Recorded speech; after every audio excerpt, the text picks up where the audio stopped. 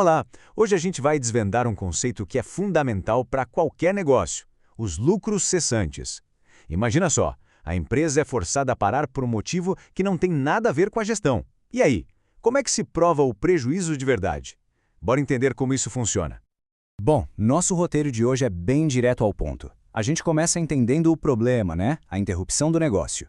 Depois, vamos ver o que a lei diz sobre lucros cessantes. Aí vem a parte crucial, a diferença entre um achismo e uma prova técnica de verdade.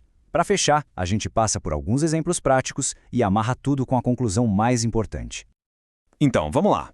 Para começar, vamos desenhar um cenário que, olha, é o pesadelo de qualquer pessoa que empreende: a paralisação forçada do negócio. A pergunta central é essa: a empresa deixou de faturar por algum evento que ela não causou?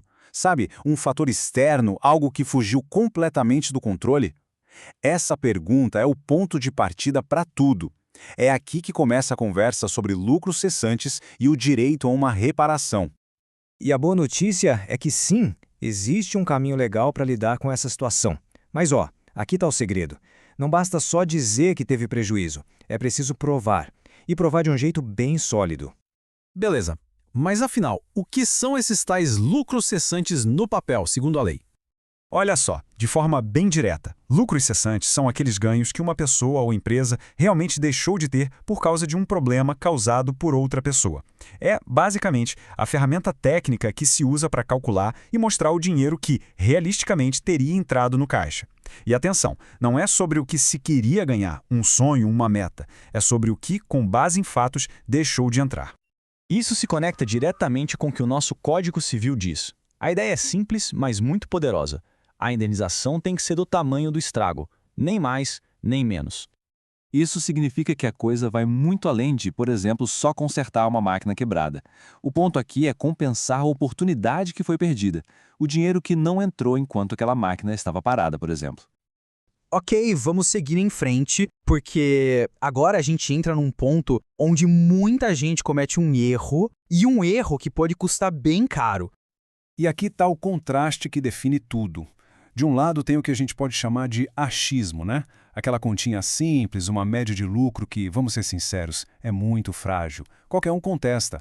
Do outro lado, a gente tem a prova técnica, um laudo robusto, cheio de dados, que se sustenta. A verdade é que essa média simples, na hora do vamos ver, raramente sobrevive a uma discussão jurídica séria.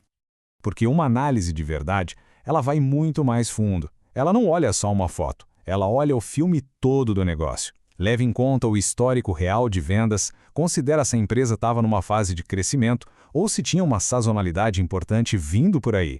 E os custos fixos, aluguel, salários, eles não param de chegar só porque a empresa parou, né?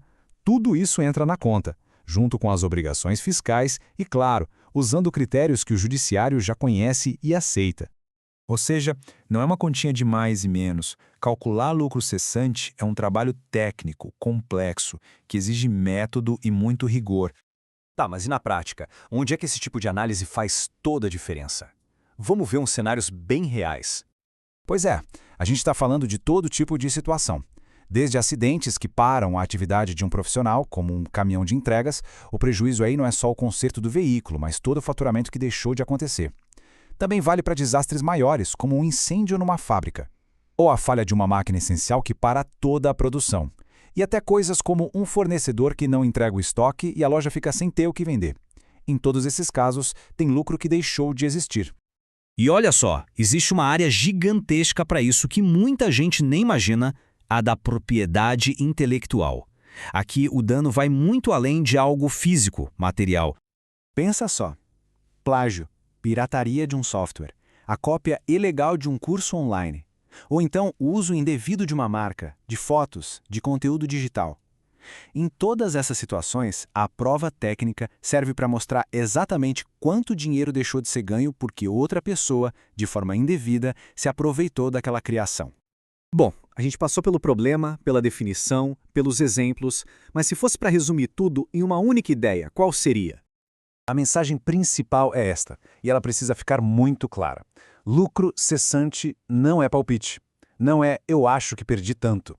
É prova técnica. A diferença entre um chute e um laudo bem feito pode ser literalmente a diferença entre ganhar ou perder uma causa e recuperar o prejuízo. Então, fica essa reflexão final. Se de repente o faturamento de uma empresa parasse hoje, existiria uma forma de comprovar, sem sombra de dúvida, o tamanho real da perda? Estar preparado e entender o valor dessa prova técnica não é só um detalhe, é algo fundamental para proteger o futuro de qualquer negócio.